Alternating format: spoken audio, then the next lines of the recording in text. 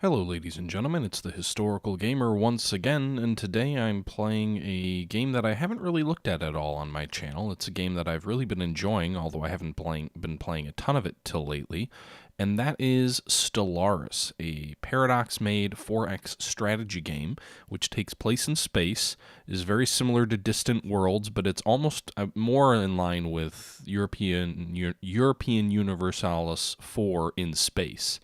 In this video, I will be playing as a humanoid and militaristic dictatorship, I believe. And this is actually from a live stream that I did just the other night with Kushan from Kushan's Gaming. So this is actually a multiplayer live stream, although for the most part we kind of avoid each other and just kind of chat. It's a very informal live stream, so I may narrate over some of it and may include, the chat from other pieces of it. But I didn't even really talk to the audience at all. It was really just me kind of playing through the game and talking with Kushan while we played.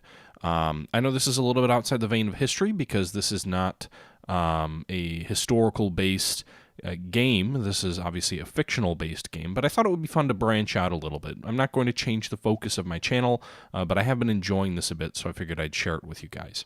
As a little bit of an intro for the game introduction, you can see here, or at least it was just on the screen, that, again, I'm playing as a military dictatorship. My current ruler is named Sidney Berclair, where the species is human. Our capital is on a planet called Unity. It is currently our only interstellar location, so we're basically on one planet just as humanity starts to branch out. Our ethics are involving kind of militarism or hyper-militarism, and you can see our traits there on the screen as well. So again, I hope you guys enjoy the stream. Let me know your thoughts down below, and let me know what you think about doing more of this. And I may jump in and out depending on how the chat is going. Again, I don't really focus on the audience or even a ton on the gameplay. So let me know your thoughts, and we'll see if this is something we continue as a series. Oh, also real quick, in case you guys missed it earlier, the individual you'll hear talking in addition to myself is Kushan. Again, he has a channel called Kushan's Gaming. I'll throw a link in the description if you want to check his channel out. He does some really interesting stuff. He's very good at Command. He's in the beta group for Command, so highly recommend you guys check him out. Yeah, it'll be me, and you'll also hear Kushan throughout this video. Thanks again. Okay, and a quick aside, before we jump into the stream, actually, you can take a look here. I'm looking at my planetary system, or at least the area that I start out with here in Dnob. You can see I'm in the left sort of center quadrant, or extreme left, but center in terms of north-south of this galaxy. I think it's a spherical galaxy, if I'm correct. It looks pretty dense. I don't know exactly how many stars were used when it was set up, but that's our general location in the galaxy. I think Kushan is a little bit south and east of us. We'll actually run into him pretty quickly.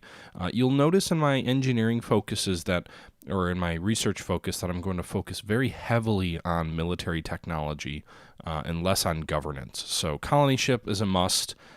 Given the fact that you need to really kind of get colonizing quickly, and because the research tech tree in this game is randomized, you kind of have to choose a colony ship right away, otherwise you may not get it for quite a while. The missiles are, again, because I'm really going for that military focus on my ships and their technology. I want to make sure that I've got really hard-hitting and effective warships when I end up going to war. You'll see I end up taking a very militaristic approach to ruling the empire very quickly. And otherwise, again, my tech focus will be very strong on military, less on governance, and also somewhat on colonization. You can see here, it looks like I'm on a moon of a gas giant, Olympus. You can see Unity is my planet. It appears to be a continental planet, and it's orbiting around a gas giant called Olympus. And we're around I don't know, is that a neutron star or a Class A star? In the middle there. We start off with 3 corvettes with a military strength of 79. We start off with a shipyard in orbit of 1,000 defense firepower. We start off with a science ship and a construction ship. You'll see I'll very quickly build a second science ship. It's very important, in my opinion, to get out quickly and start researching quickly so you can rapidly locate another planet to expand to if you really want to get off to a good start in Stellaris. As I mentioned, this is a 4X space strategy game. So the name of the game is to follow the paradox model of, researching and developing down tech trees. You're limited in how much you can effectively directly control, very similar to sort of the Dempsey system in Crusader Kings. I think there's something similar to it in Europea Universalis. You have 3 key resources up along the top of the screen. Energy, which is what it sounds like, your ability to effectively power your stuff. You've got minerals, which reflect things like iron and steel and other things necessary for the building of pretty much anything. And then you've got influence, which is more political in nature, not a physical resource to be captured. In addition to that, further to the right, you've got 3 different types of research, I believe, or I'm not exactly clear on what that is. I'm somewhat of a Stellaris novice, but you've kind of got a physics or society research. You've got an engineering research, technology, different things like that. Further to the right is something called strategic resources, which I assume would be rare earth metals that are very important for advanced technologies. Right now you don't start off with anything, but you don't really need anything right off the bat. To the right of that, the 1 out of 5 with the planet there is the number of planets that you can effectively control. That is somewhat manipulatable based on government type and technology, I believe. But right now we start with 1 planet. We can expand to 5. After that, I believe you have to start delegating power, similar to a lord or a vassal delegating power, or a lord delegating power to his vassals. And then to the right of that, you've got the little ship icon. All these icons, by the way, are up on the top of the screen. It's a 3 out of 15. You've got a naval capacity of 15 right now for our empire. But as you'll find out later in the game, that's not a hard limit. It's not a you can't support anything above this amount. That's more of a guideline. What can you effectively support? You can build far more ships. You just end up suffering maintenance penalties and things like that. The name of the game is going to be expand out of our current solar system and start researching areas where we can mine more resources, those minerals, areas we can harvest more energy. So you can harvest energy, off of gas giants or other things like that. I think it simulates kind of harvesting resources that allow you to produce energy. So you tend to see a lot of those around gas giants or stars, or maybe you capture the hydrogen and bring it to wherever you need it to power your vessels.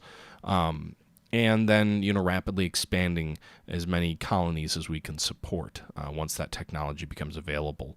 And again, from a research perspective, we're going to focus heavily on military technologies. With all of that being said, I'm going to jump into the stream of the game. Again, this was taken just the other night, and I'll let myself and Kushan kind of talk about things as we play through it. Just note we don't really address the audience all that much. It's much more of just sort of a casual conversation between 2 friends as they play through a game. But thanks for tuning in, guys, and let me know your thoughts below. I think I ended up switching over to Steam because it was so much easier to manage my DLC rather than now I've got to install this. Got to keep track of where the files go. At the very least, DLC is made so easy. Yeah. And I started off with the Gamer's Gate copy, and then I moved over to Steam, and then eventually they took it out where everybody was on Steam no matter where you bought it from. And so I actually have I still have my copy of Gamer's Gate that I don't think I ever actually converted over to Steam. Yeah, that's a good call out. But yeah, I'm really looking. I could definitely tell with Stellaris. I always I start out. I love the game, and I can always see where they're going. And then I play it a lot at the start, and then I just let it sit for a year while they get those first couple DLCs and patches out, and then I go back and I hit them really hard. Kind of seems to be my pattern with the Paradox games. Yeah, and the nice thing is it's always fresh when you come back to it. At least it seems like it is because of sort of their constant refresh and updates to the game. They're the only company that I've seen that has been able to keep a game fresh, new, and exciting for 5+ years. That's phenomenal. Granted, you need $200 to get the whole experience, but over 5 years, what is that like? Oh, you're buying one $50 AAA game a year. Big deal, right? But the thing is though is that yeah, there's like there's like 100 DLC for CK2, but really I could get it down to about probably five to eight that are actually like quote unquote required DLC, and Sure. everything else is just kind of a bonus. No, you're right. I mean, it's not you. You They're can still play the game fine they're without all it. still worth it in my opinion, but it's like, all right, these five, because I actually did that a couple years ago. I actually had a friend that I bought him some of the and gifted him kind of the core DLCs, and I'm like, go have fun, and he's like, it completely revolutionized the game for me. Yeah, For and him. yeah. I mean, you're right. The only DLC that I kind of regret or kind of feel like, that wasn't the best idea, was the Aztec expansion. That just seemed a little bit out there. Like, okay, they've already got the Yeah, Golden Horde that invades and overruns everything in like Eastern Europe. So I don't really need a Western invasion from the Aztecs. That seemed a little bit far fetched. I held off on buying that one for the longest time, and then I finally I bought it like 2 years ago just so I could get that little icon to stop popping up saying, "Hey, You've got this. the only DLC you're missing is this DLC for the Aztecs. Are you sure you don't want the Aztecs?" So I bought the Aztecs just so the game would stop telling me, "Hey, the Aztec DLC is available." And then I've never once actually turned the Aztecs on. Yeah. And my home system is turning to be like shit. I'm halfway through surveying and I haven't found one source of anything. I didn't realize I had to assign scientists now. Is that new? You've always had to do that. Oh, really? Well, you don't have to assign scientists. I mean, you should start with scientists automatically. No, I have them. It's just you have to assign their starting research like you do in like practically every single 4X on the market. no. I meant for like the ships themselves, the research. That. Oh, the science ships? Yeah, you've always had to kind of assign them to a survey mission. Huh. Oh, the ships, yes, but I didn't realize I had to like give them a captain. Mine already had a captain. I built a new one, which is why I was. Oh, okay, I see. Okay. Yeah, my home system is pretty shitty. There's some engineering research, but like there's no resources. Yeah, I may just have to go move on to Alpha Centauri, and hopefully Alpha Centauri will be better. Where, by the way, on the map are you? I am over on the west side of the map. Left? Yeah, the left side of the map. If you see where the Yathmore Shroud is, Shroud.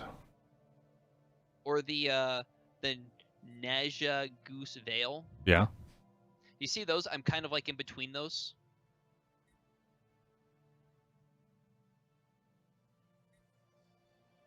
It's kind of up in the northwest portion. We're pretty darn close to each other then. Survey complete. I'm kind of like in the middle of like I've got like a star like right. Oh, I found you. Yeah, you're pretty darn close. Yeah, you're really Get close. The fuck away from me. So you can go like to the west and then north, and I will go like east. Okay. See, we're already proper imperialist. We're already like dividing the galaxy between us. Building 10 new Corvettes. Planning to. Don't. Sorry, the mic was still on. So that's how you want to play it. Not Okay. really. Not really. You're definitely more of a veteran than I am in this game, so that would probably be ill-advised. I only have 82 hours. So I have 7, so. I'm not much more of a veteran. I mean, Are you streaming yet, or? Yeah, I'm streaming. I'm not really talking to anyone.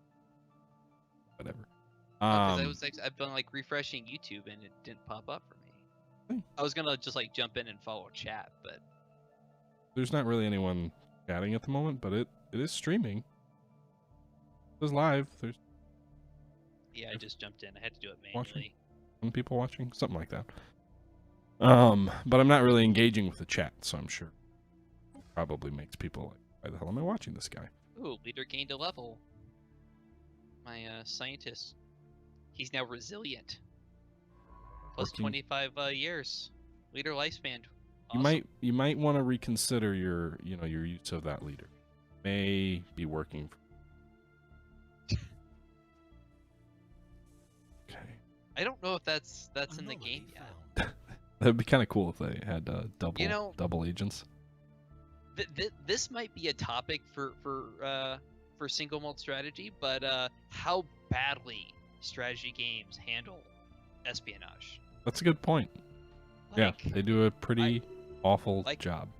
Like, I don't find any 4X does espionage well. I think it's either a money sink with very little return, or it's like micromanagement hell, like distant world. You know what does an interesting job of it, which is not a 4X game, but is interesting nonetheless, is Rule the Waves. And the way that they handle it is you put money into researching other nations and you get intelligence on their ship designs. I think it's very unique to Rule the Waves and a type of system that would work, but it does seem to work to me because it's not, you're not doing a ton of other things. You're just trying to figure out, like, what are they building? What, what's the design of the ship? What's, so in that sense, I think it does a decent job, but it's again, pretty unique to that specific game. See, I wouldn't mind something like that. I would love something like that here in like Stellaris of like, hey, this is this is what X species Corvette looks like, or this is their big brand new battleship is armed with. Mm-hmm. This is what missile tech it has, or something like that. Let's see here. Okay, I'm gonna have to actually turn on like the stream just to see like what you're doing. I'm gonna spy. Oh. What is Historical Gamer doing? Nothing much. Nothing worth paying any attention. This is how you this is espionage done right. Watch your opponent. That's like reading an AA. That's like reading a War in the Pacific AAR of your opponent as he's posting what he's doing. That's just wrong. Let's see. Speaking of War in the Pacific AARs, what's going on with you and Belugi? You guys still playing Operation Glacier? You guys? We started a new one, which was looking at Focus Pacific, and I've sent him the first turn, and it's been like a week, and he hasn't responded yet, and so busy or whatever the 6 months. He just sits out in the country and drinks whiskey all day. What is? I guess I don't know. He claims he's busy, so I don't really know. I don't know what that means. I'm busy. I'm finishing off this bottle of whiskey. Don't bother me. I would kill for a bottle of whiskey right now. I have it, but I'm on like cold meds, so probably not a good thing to mix those. Yeah, probably shouldn't be. Holy shit. Negative credits. Oh, see, that's what happens when you build extra Corvettes and already bankrupting your economy. No. Right at the start. No, I'm not bankrupting anything. Don't listen to him. System survey bankrupting the economy. Building 200 Corvettes to take me on right at the start. I don't need that. Starve, population, starve. You guys don't get food. Better make more electricity, and then maybe you'll get some food. All right. Energy credits for food. Not a terrible idea. That should be a policy. I may have to mod that in. That's so awful. That's so awful, though. Yeah, I've actually been thinking about maybe starting like another Aurora series. I really Aurora kind of 4X. Yeah. I didn't know you. Really... I guess I must have missed that. I didn't know that you did that.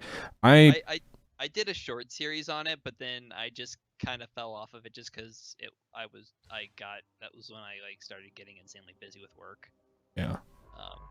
But like I really like Aurora. It's a horribly flawed game, but it's also a very unique game that complete. Anomaly found. That's actually a game that I did a Succession series with XTRG and Tortuga Power, which are two other gamers that do a lot of strategy stuff. And I didn't know you played Aurora 4X. I have not played that, but they recommended. We were talking about doing another Succession series. So like the Rule the Waves model was I'm the French leader for 6 years, then I pass it off to the next person, and then etc. They pass it off to the person after them. And their recommendation for the next game that maybe we would do that for was Aurora 4K. 4X or whatever. So I have not played Aurora yet, but I may end up playing Aurora. Have fun. That's all I'm gonna say. There may be a bear in the woods. There may not be a like, bear in the woods. Like you think like War in the Pacific has a learning curve? Wait till you play Aurora. I mean, Aurora, you literally designed your fleet's doctrine. Uh-oh. Like you know, it's not just like, hey, I researched new missile launchers. No, you get to design like the actual missile. Then you get to design the launcher for said missile. Then you get to design the fire control system for that missile. I mean, it couldn't be much worse than designing the Bradley fighting vehicle. So Okay, yeah, I guess there is hardly anything comes as worse as the design for the design process for the Bradley fighting vehicle. But the funny thing is, it ended up being like a relatively well-functioning piece of equipment. Like, for all of the design hell that thing went through, it seems to have done a decent job since it's been, introduced into service. Oh yeah, I forgot also the missile sensor that goes with it, as well as the magazine to store the missiles. Oh, even better.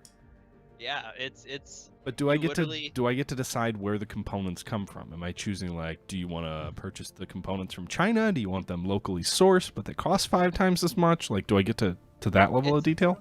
It's not quite that bad. Oh, well, it's not a real game. It's not complete.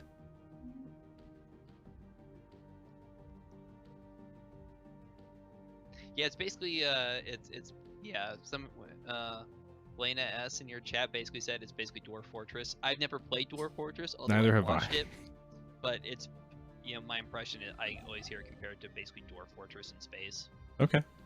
Yeah, So, I mean, I've never played Dwarf Fortress, but I have not either. let's see. Need more Well, electricity. Hey, my Corvette class is called the Firefly class. Nice. Mine is called the Trojan class. So it's My either construction got a shows are the rubber. Duel, which I kind of feel is a waste of a good name. I mean, either my ship has a rubber lining around the outside of all of it, or it's shaped like a horse. I'm not sure which. Maybe both.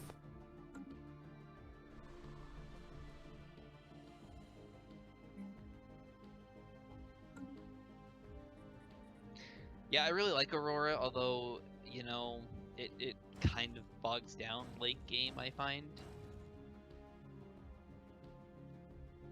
I feel like that happens to a lot of very ambitious games that are very big. Like, you design it and it works great, but then as things scale and things get big and things get out of hand, it really can, overwhelm you. Oh, that system has a lot of mines or resources. What system is this? Not telling you. Habitable Worlds Survey. I just got that too. Situation log updated. What is this?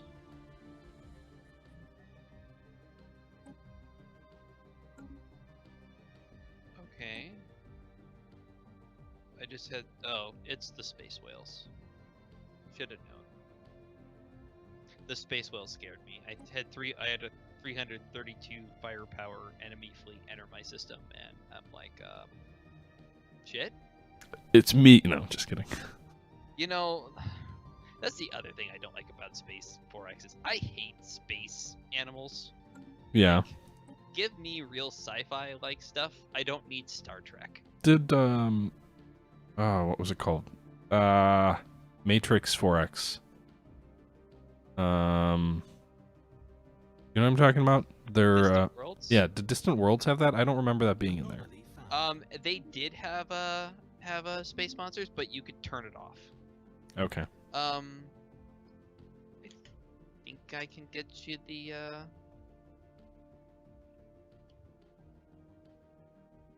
Oh, Lane already beat me to it. There actually is an installer for Aurora. If anybody's looking to do it, you don't have to do basically the one from the website. I think the Aurora Reddit has the installer, but if you do the link from the website, you end up having to manually install and go hunt down DLL files, which always makes me nervous personally. I never like doing that. Yeah, I had to do a DLL update to get Civil War Generals 2 working. And I'm always very nervous modifying my registry like that, especially if you're something that old, or it's like, hear about this source of this file? Yeah,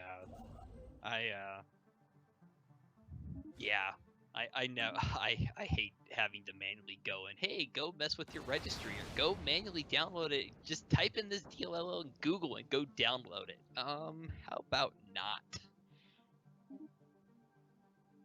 System survey. Yeah, what am I really installing, and what is going to happen to my computer now?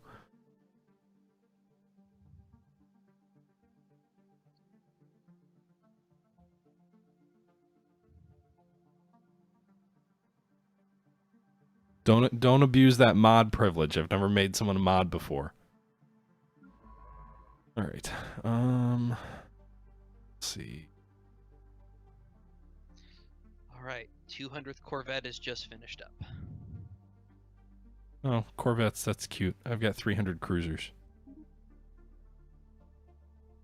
So in recent updates, have they made like larger ships more practical? Because it seemed like in the past it was sort of like mob of Corvettes versus a few big cruisers. There's no real difference. I know in a recent patch they did the old ships have different abilities type thing. You know, like Corvettes were good against battleships. Destroyers were good against Corvettes. Cruisers are good against destroyers. They basically introduced the old rock, paper, scissors in space thing, which I'm never really happy about. Like, just give me big battleships versus big battleships. Yeah, I guess I'm kind of Then torn on again, that. Like, there should be different classes, and they should have different perks, but it shouldn't just be like, oh, this kind of ship's always going to kill this one. Like, I don't know. And I don't think it is that way, but, you know, I'd have to go back and look, but I know they did something along those lines. Okay, cool. Let's see here. Just got a couple of trait increases.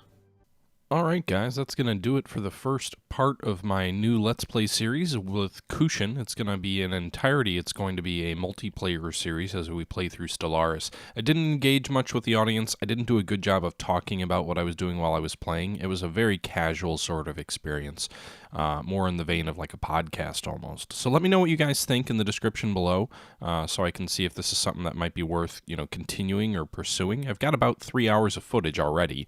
We streamed for about 3 hours last night. So let me know your thoughts. This won't impact any of the rest of the channel. I'll continue to do everything else the way I normally do. I'm just figuring on throwing a few more casual things in here and there that aren't so focused on history.